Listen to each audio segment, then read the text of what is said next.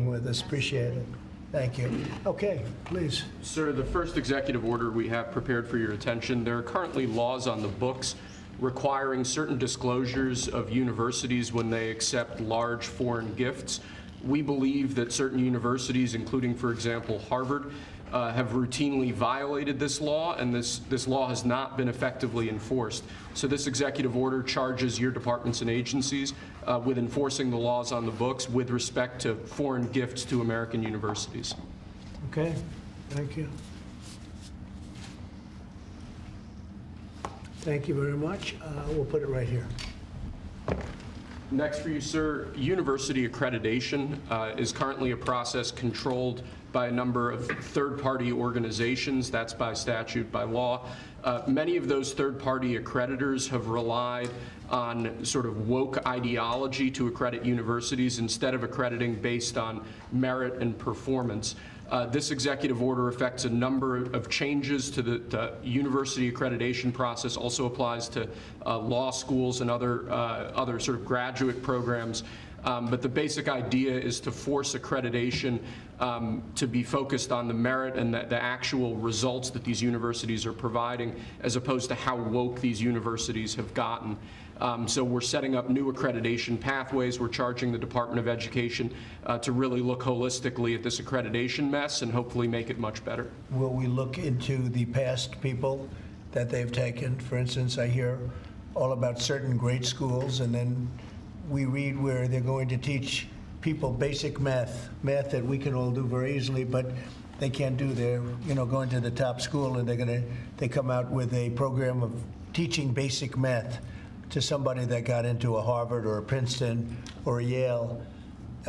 Is that part of this? When universities are not performing appropriately, whether that's in admissions or whether that's in their actual instructional activities, that's certainly something that accreditors should be considering, that right now we believe they're not doing a good enough job of, and I think Secretary McMahon could probably speak to that a bit better than I could. Linda? So they're allowing people into school, they can't do math, and yet kids who've worked really hard and number one in their class in a high school someplace in New Jersey or in Mississippi, they can't get into the best schools. What is that all about? Yeah, and I think that gets to your policy, sir, of meritocracy, that we should be looking at those who have real merit to get in, and we have to look harder at those universities that aren't enforcing that.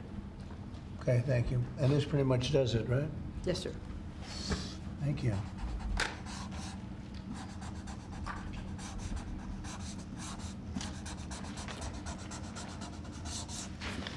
Okay.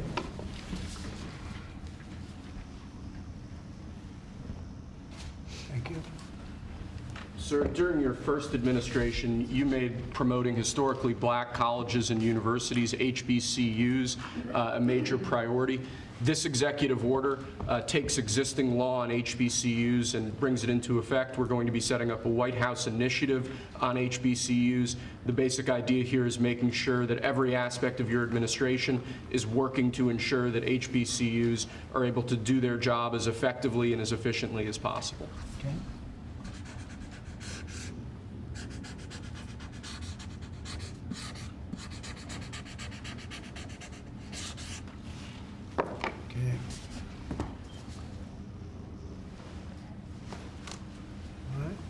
This next executive order relates to artificial intelligence education, sir. You've obviously done a lot in the artificial intelligence space already.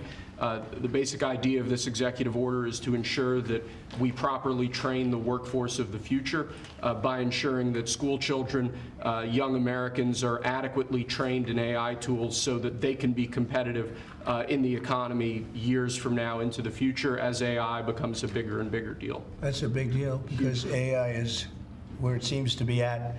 We have literally trillions of dollars being invested in AI.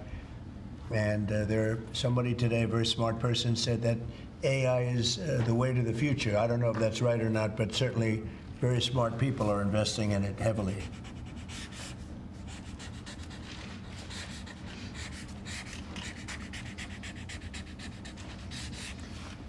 Good.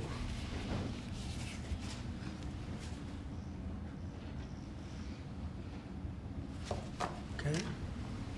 Next, sir, we have an executive order on workforce development. This executive order is going to charge numerous departments and agencies within the government to reshape the way that we do workforce development. One example from the executive order, for instance, we're looking to get the total number of apprenticeships, new apprenticeships, up to 1 million in the country to ensure that in critical jobs areas, in areas where we currently don't have enough trained workers, that we're recreating that pipeline to ensure that, particularly as we onshore industrial jobs and new industries, that those industries have the workforce they need to be competitive globally. Right? Very important. And this is the EO that we're all here working together. And in a way, this is like a training center, right, for what we're trying to do, which is jobs and great salaries. These are great salaries, too. Right, it's exactly, so all those factories that you're bringing in because of your trade policy, we're going to train people in trade craft, bring back trade craft to America so that people can work in these factories with great paying jobs, and we're going to train them, and we're going to remake the American dream for all these people. We're working together. That's right. Right, Lori? Absolutely. This plays right into America at Work Tour, which I have kicked off. We will work with our state partners and work with our businesses to see exactly who they need in that workforce, and we will skill and upskill these apprentices so they can get right to work and get in the field and build back this economy for exactly living the American dream. Bill, all right. Yeah. Thank you, sir. Thank you, Mr. President. Next, sir, we have an executive order on school discipline policies. Under, I believe it was the Biden administration, first Obama and then Biden, the Department of Justice issued guidance that made it almost impossible for schools to enforce adequate disciplinary policies. This created issues in the classroom for teachers and students alike. Basically, they focused on CRT and sort of diversity ideology instead of actually just enforcing the rules in classrooms to ensure a safe learning environment.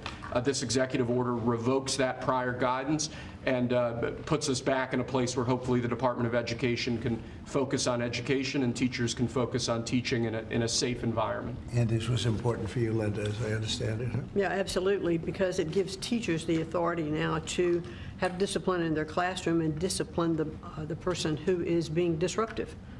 Great. We took that away.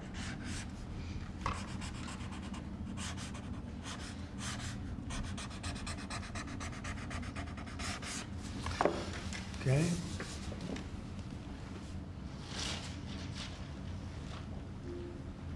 Nice. Cool. Here, Linda, you should hold that. Lastly, sir, we have an executive order on disparate impact theory. This is a theory that underlies a lot of the modern DEI and CRT-driven diversity culture. The basic idea here is instructing your departments and agencies to no longer rely on disparate impact theory as they're regulating, as they're issuing guidance, as they're making rules. We want to focus on results. We want to focus on actual fairness. We want to focus on merit, not things like disparate impact theory and the whole sort of diversity, equity, and inclusion cult. It's getting out of that, huh? Yes, sir. After being in that jungle for a long time.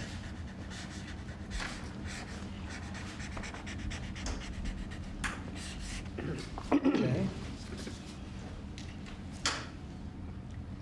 Thank you. Very good job. Thank you, sir. Very much. Appreciate it. Very much.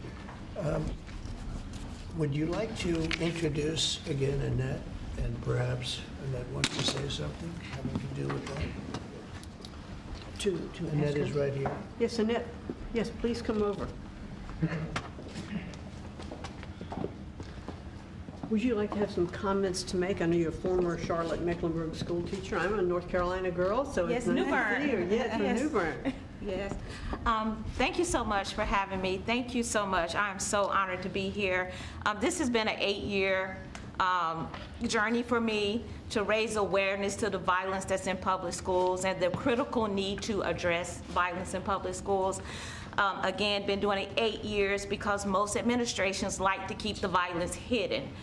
We have 3 students that should be here with us today. We have Austin McCalf, I'm sorry if I say his name wrong, Serenity Baker, and Nazir Taylor from Charlotte, North Carolina, who was shot in the back as he was getting off of a school bus because they thought he was a part of a big brawl that happened inside a public high school. So this is very important and critical legislation that we have to keep our educators safe, we have to keep our students safe, and public schools have to be safe environments. So I think, like I said, I've done this journey alone, I've been on it, but I have a whole team behind me now. I spoke at the RNC, and I told millions that Donald Trump and his administration was going to make schools great again, and I feel that we're on the right path, and I'm just honored to be here. Thank you.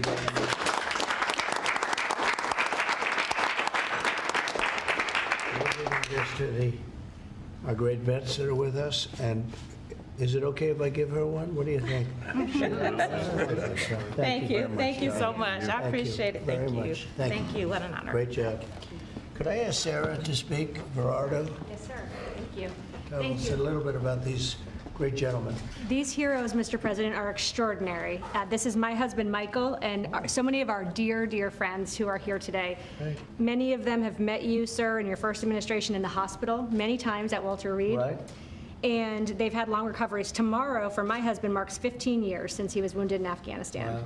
And on that day, about 6 years ago, he had his 120th surgery post-Afghanistan. wow. And you came to see him at Walter Reed, and did. so many others. And we saw great reform in the VA, access, same-day access to prosthetics, mental health care, and we know that that is back. We're going to, these gentlemen were saying, Alex here earlier was saying, in the last few years when he's gone to get a wheelchair, the VA has asked him, this gentleman, they've asked him to prove that he still has his injuries, as though maybe his limbs would grow back. And they unfortunately did not. Yes, and we've seen that many times. And so we're excited for you bringing back the VA accountability, Mission Act, community care, that were the hallmark of your first term. And we're so excited, sir, to be here. We're honored to be here. And thank you for all you do for our Well, nation's heroes. Thank you. Who's that picture on there? That is Joe Biden, and it says, "Let's go, Brandon." I'm saying, what was that picture? That's great. I told him he wasn't allowed to ask you to That's sign it. That's very good. Well, thank you all very much. Would you like to say anything, fellas? There's a big chance you have a lot of good people watching that believe in you. They happen to be the media, but they believe very much in you like I do. Anybody? Mr. President, we're very happy with the energy that this administration is bringing, and it's an administration that does what it promises, and so we're behind you. We believe in you, and I think we all love you. We got to speak for everybody. Thank you very much. And I'm going to get you a better hat. Say I have better hats. That's a good one. That was the original. It was. That means he was there, I've right? been wearing it before it was cool. That's right. That's an early one. We'll save that one, though, right? Yes, Mr. President. Thank you. Anybody, please? I'd like to say. Okay. Oh, I was just going to say thank you for loving America, sir. Thank you very much. Thank you so much. Very nice. Thank you very much. True. Thank you. Sir, the man just spoke, saved Michael Broder's life. And of course, he goes immediately to say thank you, as he was the one that saved Michael Broder, put him in the helicopter, and got him off the combat zone. Wow. So the selflessness of these men is unspeakable. That's great. See, Yeah, he's alive because of that man right here. That's very good.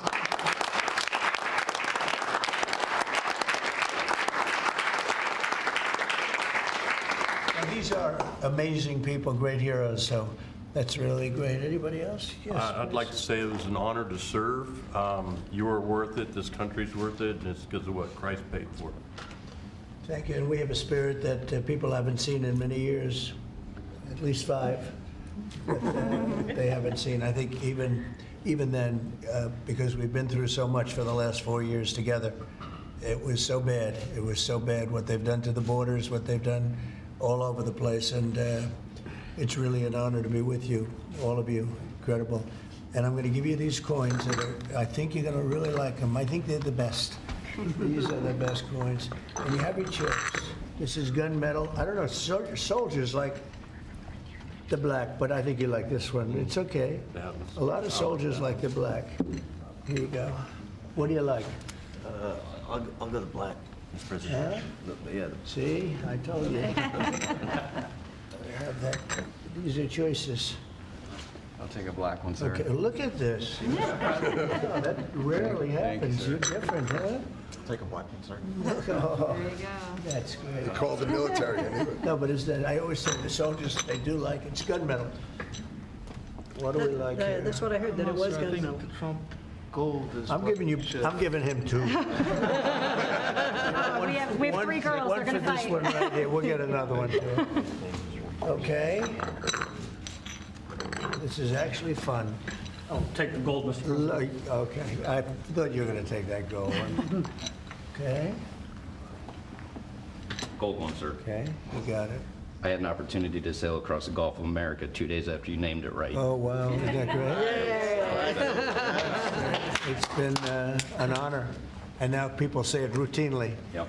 They don't even think about that they say it routinely. That's been a great honor for me.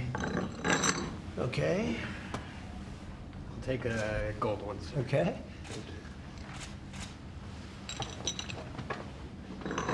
Almost even. I think gold has an edge. I would love a gold one, You sir. got it? Thank you so much. Thank The you. gold, it picked up at the end, right? So you all okay? That's good. So I want to thank you very much, and especially, that's a great story. Yeah? Sir. So what do you think of a guy like that? Pretty good. Oh, we actually, him and him, we all served together. Wow. And Jared over there. So you And guys, oh, I forgot. so you guys got hit, huh? Pretty good. You got hit.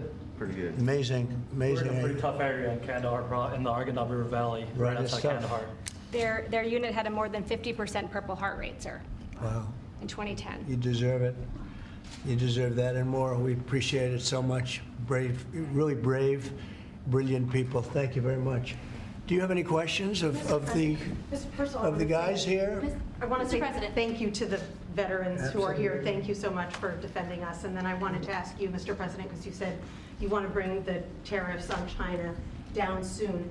How soon do you want to bring the tariffs on Chinese goods Well, that down? depends on them. We have a situation where we have a very, very great place. It's called the United States of America, and it's been ripped off for years and years. These people know it. We talked about it before you came in. We've been ripped off by every country in the world, practically, and friend and foe. And we're not doing that anymore. So what's happened is Howard, how many countries have we spoken to already? 90. 90. And they all want to make deals, and we're going to make deals, but they're going to be fair deals. They're not going to be rip-off deals. And, you know, we were losing almost $5 billion a year. No country can do that.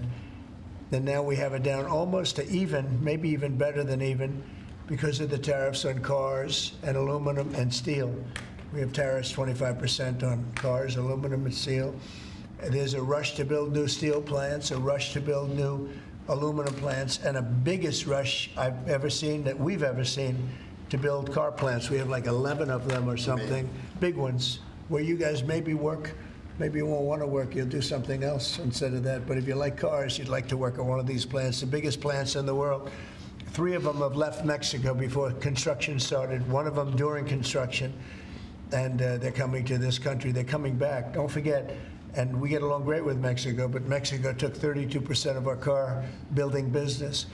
So it's amazing what's happened.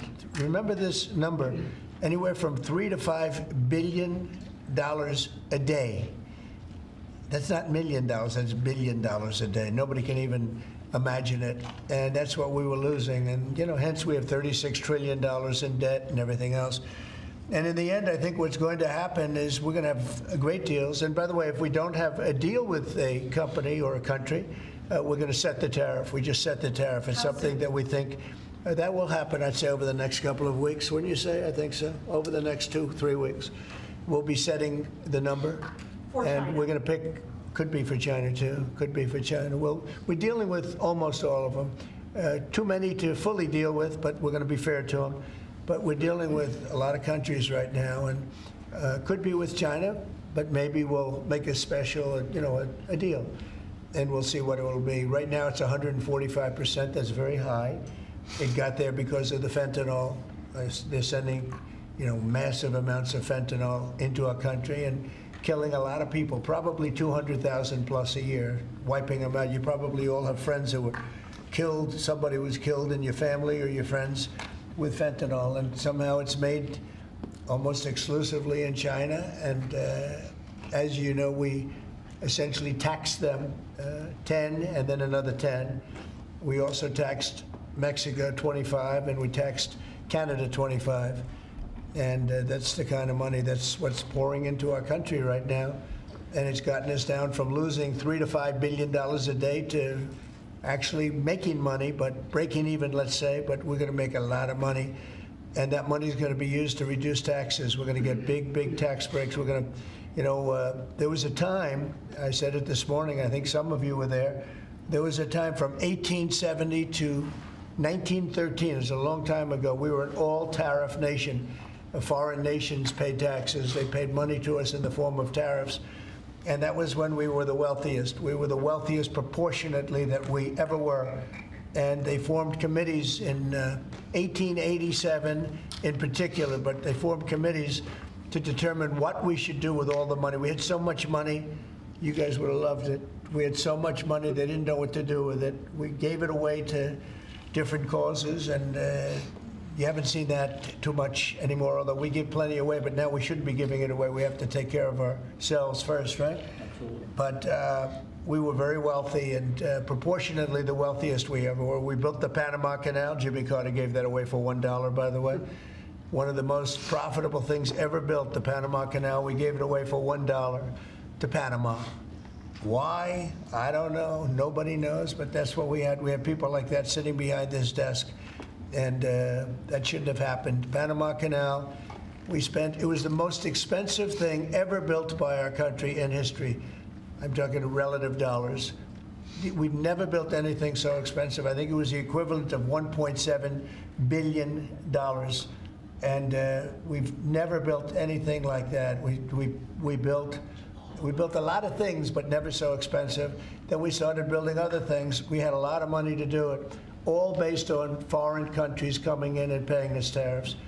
And we're doing that again, and I think we're going to make so much that we're going to be able to reduce taxes in this country by a lot. And we're also going to treat those countries very fairly. But if we don't make a deal, which is possible, we're going to just set the price. Because you remember, they have to come in, they want to come in here, and they want to do business with the United States. So we want to set a fair price, and we'll do that. We're going to be very fair, but we'll set a fair price, and then they can make a determination as to whether or not they want to do business with the United States, and I think most of them will, and I think we're going to treat them very fairly. Were you worried about what the 145% tariffs were doing to small businesses here in the U.S.? Is that why you're bringing it down? No, I haven't brought it down. I haven't brought it still 145. I haven't brought it down. I said it's a high tariff. It is a high tariff, but I haven't brought it down. It basically means China's not doing any business with us, essentially, because it's a very high number. So when you add that to the price of a product, a lot of those products aren't going to sell. But China's not doing any business. They were doing $1.1 trillion. Think of that, $1.1 trillion. You know what that is? And it was just very unfair to us, and we were doing very little, relatively very little with them. It was a very one-sided.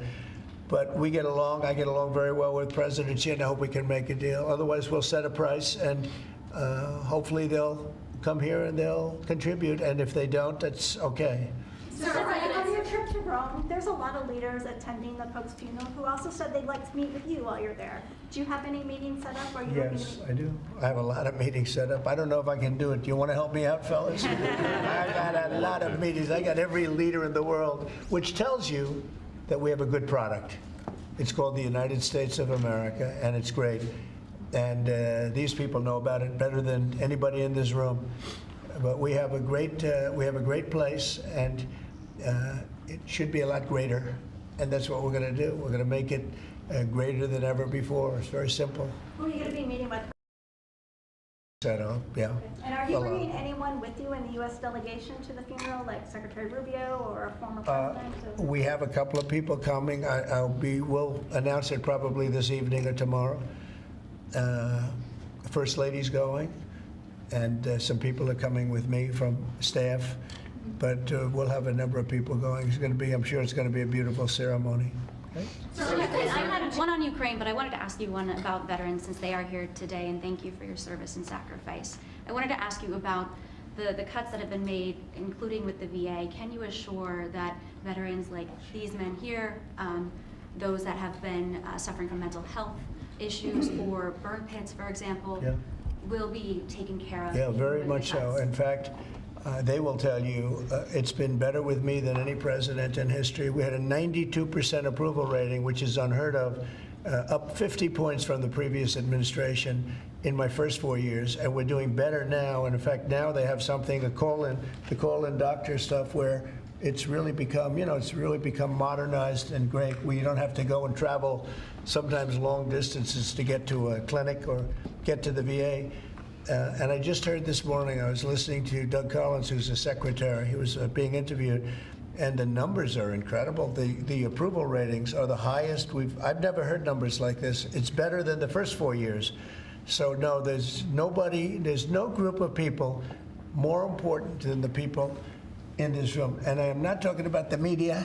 I'm talking about these people right here. There's no group, and they're going to be taken really well care of. That's very important to me. And on the war in Ukraine, are you going to be meeting with President Zelensky? He's asked to meet with you this weekend. Will you be meeting with him? I don't know. I don't know that he's going to the funeral or not, but I just hope he gets this thing solved, because we're losing about, think of this, 5,000. I was saying 2,500, and everyone was telling me that's low. 5,000 soldiers are being killed every week, approximately. Think of that. Every week, 5,000 soldiers, but let's say from 3,000 to 5,000 are being killed.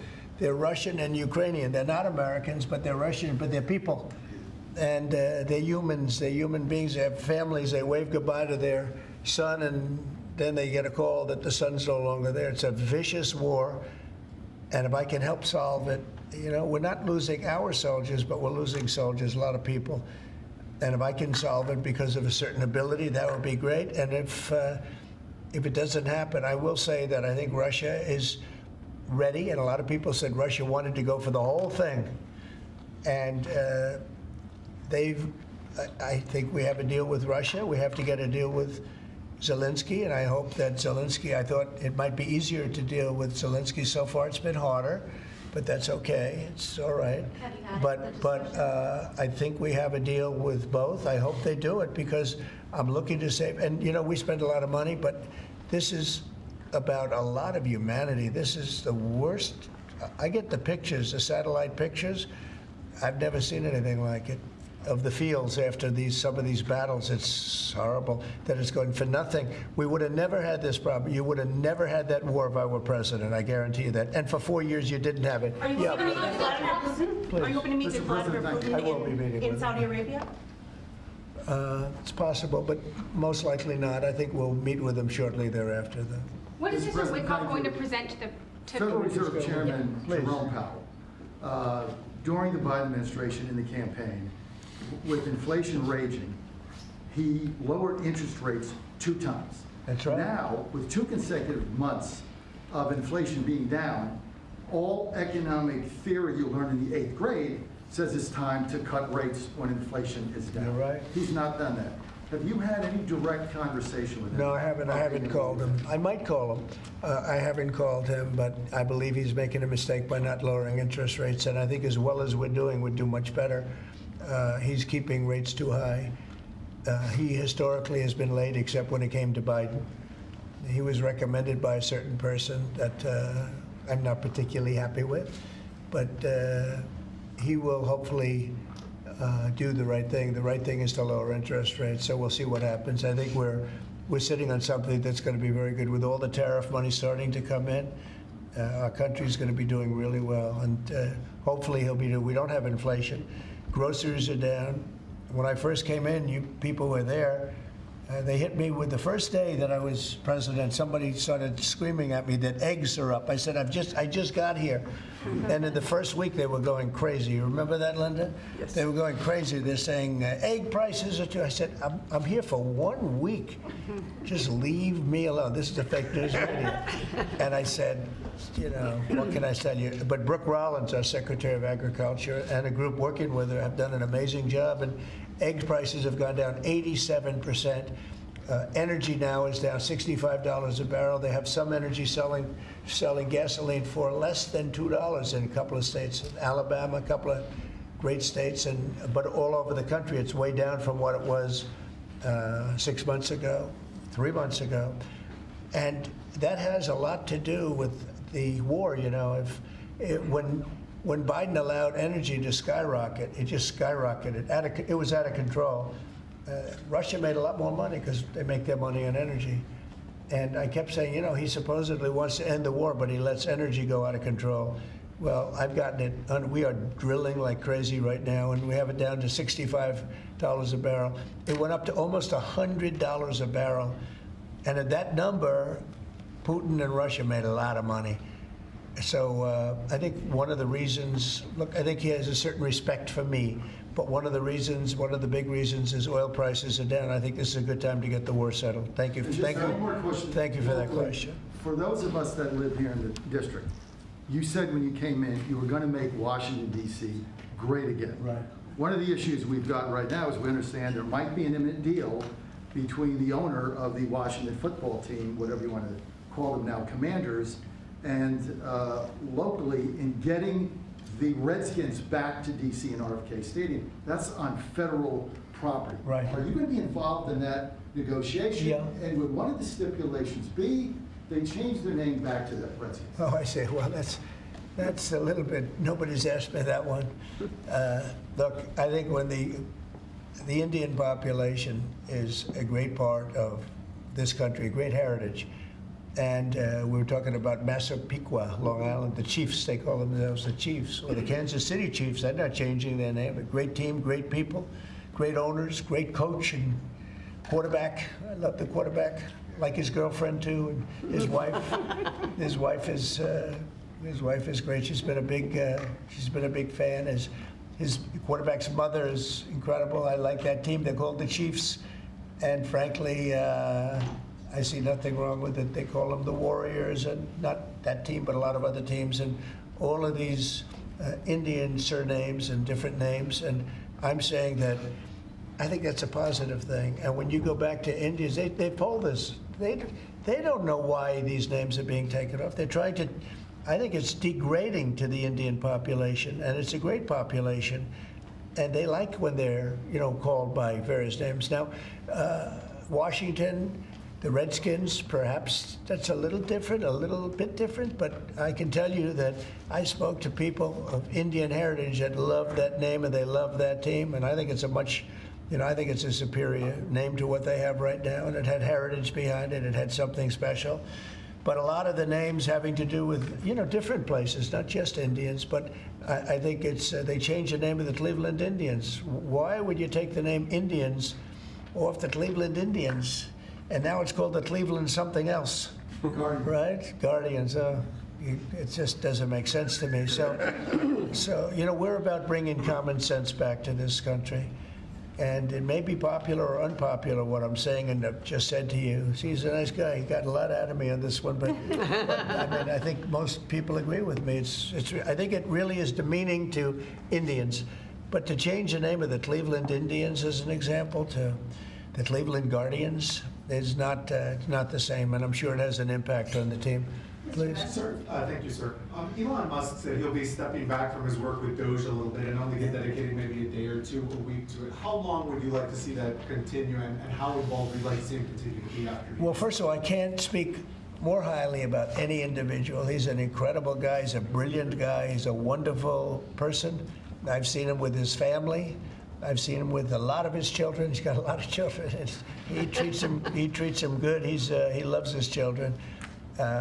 But he's a brilliant guy, and he was a tremendous help, both in the campaign and in what he's done with Doge.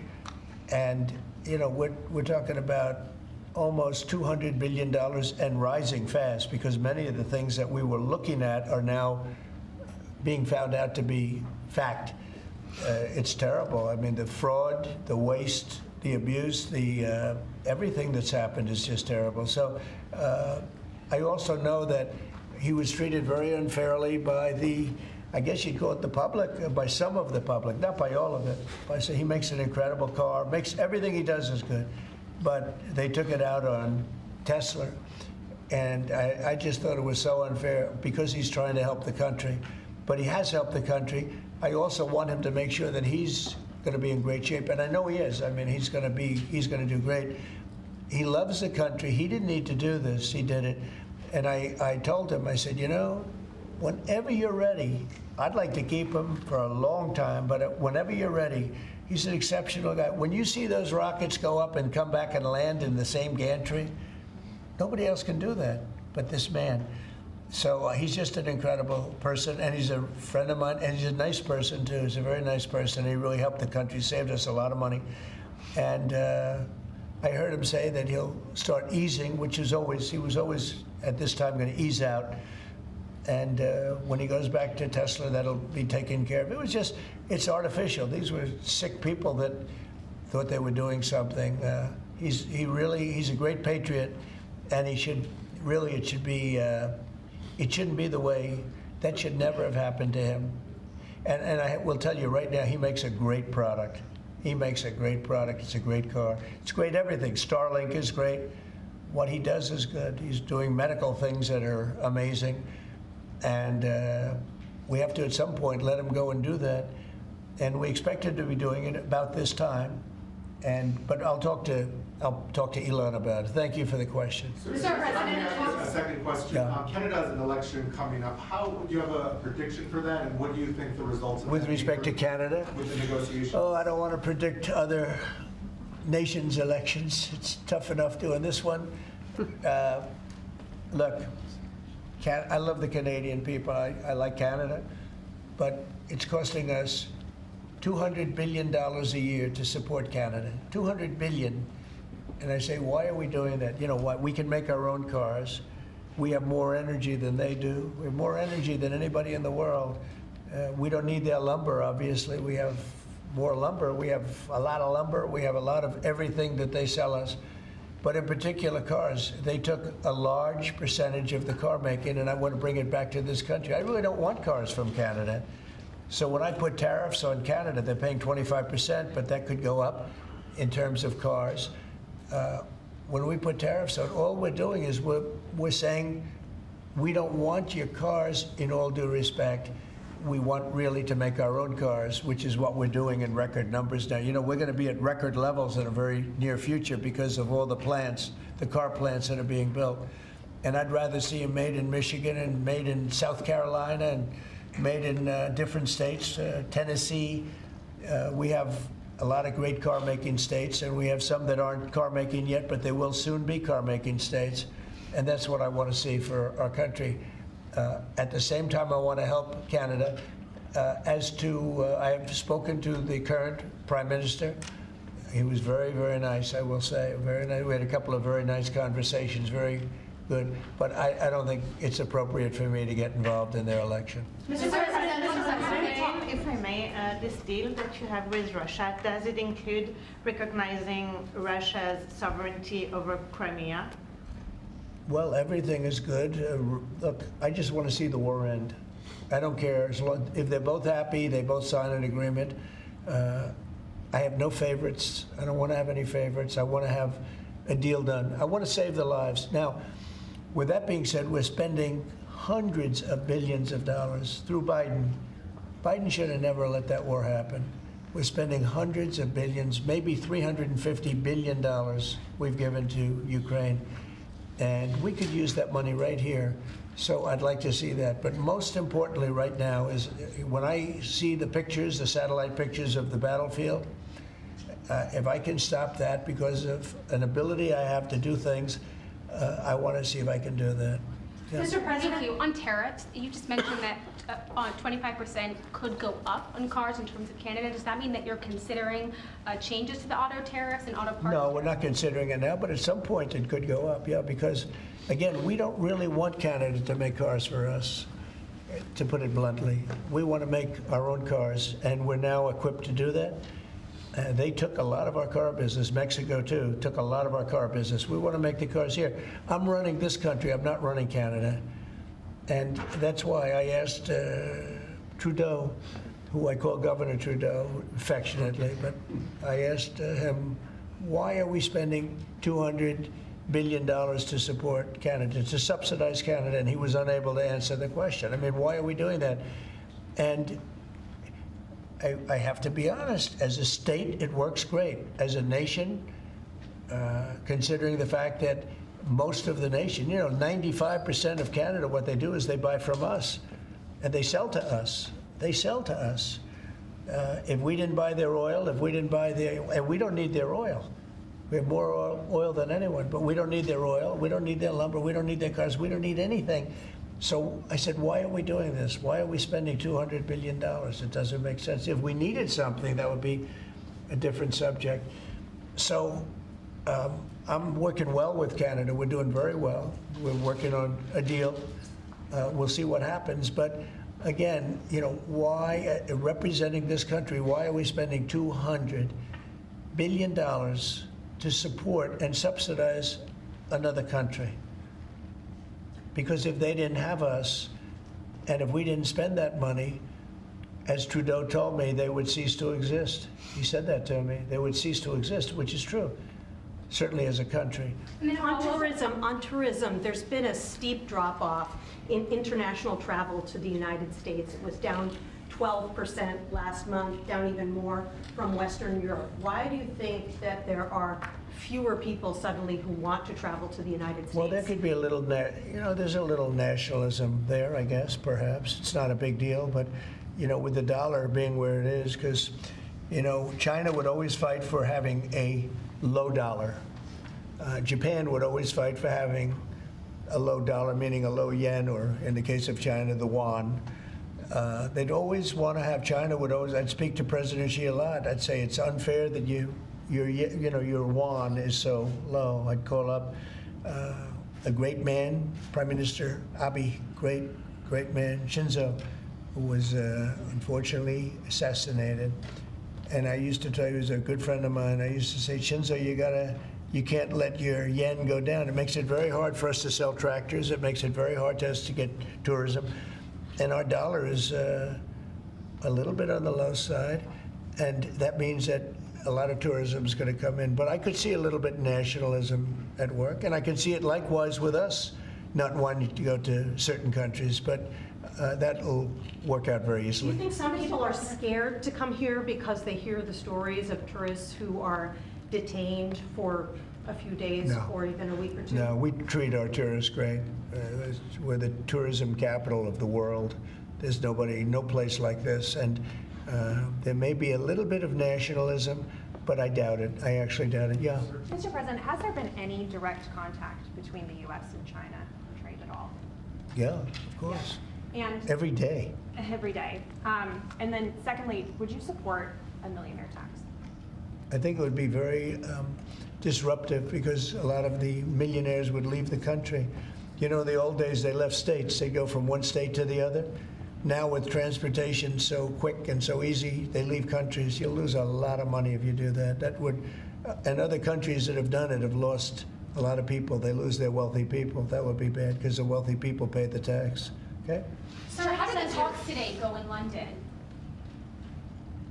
Do you think that the asks from Ukraine and I think they went well. I mean, we got to get two strong people, two smart people to agree. And as soon as they agree, the killing will stop. But I think they went well, pretty well. So Mr. President, we understand that your economic team, many of them are here today, J.D. Vance, has negotiated what's been called a monster trade deal with India, like biggest one ever. Can you share with us what some of the framework of that might be? You said England. India. India? India. Oh. Muslim. They're not very complicated, these deals. It's about the tariffs. India charges almost more than any other country in the world. And believe it or not, we do very little business with India, other than the fact that I like the Prime Minister very much. He's a friend of mine. He was here 2 weeks ago, as you know. And we stood right outside at a news conference. Unfortunately, the grass was very wet. And it was very hard for people to stand on the grass. They got their shoes all ruined. But other than that, it was a very good news conference. And he's a great guy. But we do very little business. You know why? Because their tariffs are so high. They have among the highest tariffs, higher than China. They have among the highest tariffs in the world. And I understand they're going to reduce those tariffs. But it's really... it's really sort of their problem, not ours. We do very, very little purchasing in India because and selling. We do very little selling. I mean, Harley Davidson, I said, how are you doing in India? This is about 6 years ago. They came to lunch as a great American company. They make the motorcycles. And I said, how are you doing in India, as an example? Well, we don't do any business there. Why? Because the tariffs are too high. I said, that's interesting. Well, what are you going to do? He said, well, we're going to build a plant in India. And that's what they did. I don't want that to happen. They were forced to build a plant. Well, essentially what we're doing is the same thing. Remember, there's no tariff when they build their plant here. And everybody wants to build because they don't want to. And the higher the tariffs go, the more likely it is they come in and build a plant. You know, I mean, if it's 25%, that's fine. If it's 50%, you'll get more plants. 75, you get more. At 100, you get more than that. And they're all coming in at numbers that nobody's, I don't think, Howard, there's ever been numbers like we've seen. Never. $7-8 trillion worth in 2 months. Because it took me a month to get started, in all fairness, but in 2 months we did this, and now we're coming up on 100 days, first 100 days, and I think we're going to be close to $8 trillion. There was never any president that did even a tiny percentage of that. Okay, any other questions? Sure. What about a deal signed, one of the deals signed by your 100-day mark, and China is saying that you were threatening and blackmailing them into a deal? What would be your response? Well, I mean, China, look, I have great relationships in China, and with President Xi in particular, but China has been charging us massive tariffs for many years. That's one of the reasons they were able to steal so many of our companies. They took our companies out of America, and they built their plants in China. And one of those things, so now we're reversing it, but at levels that nobody's ever seen before. No, we're going to get along great with China, I have no doubt about it. Thank you very much, everybody. Thank you, Press. Thank you. That's Alex. Thank you. Thank you. Keep going right out the door that way. Thanks, guys. Thank you.